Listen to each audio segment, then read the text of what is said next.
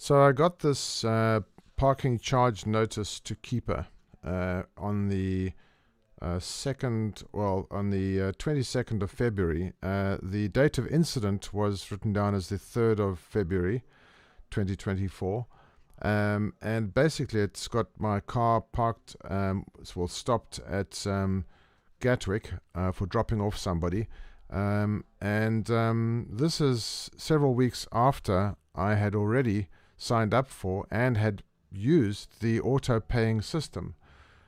So if you look at the emails that I have over here, you can see over here Gatwick Airport receipt. Some of them go back to 25th of January. That's the kind of the earliest one where it's actually saying your payment's been successful. Thanks for using this thing here about the auto paying thing.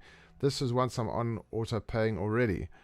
So on the 25th of January, the 26th, I used it again.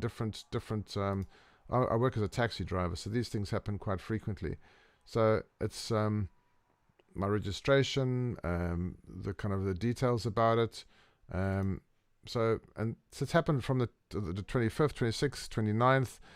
And this particular event was on the 2nd of February. You can see that there's no such payment on the 2nd of February, but it carries on the 11th of February, 14th of February, exactly the same car, the same payments, the same everything.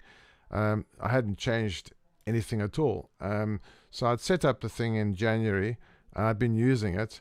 And then NCP sent me this notice to say that I didn't make a payment and I must pay them £100 for a £6 not paying. But as it turns out, this not paying is actually their ineptitude. I sent them an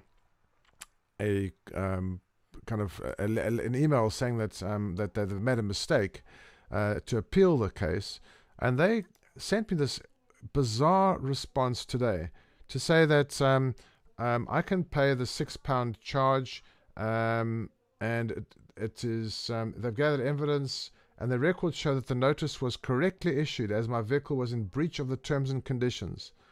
I mean, what absolute rubbish. They're saying that I was in breach of terms and conditions. I had auto pay working from before this, like 2 weeks before this, and there's several, as I showed you, there's several instances where the auto payment was working. On this occasion, auto payment wasn't working.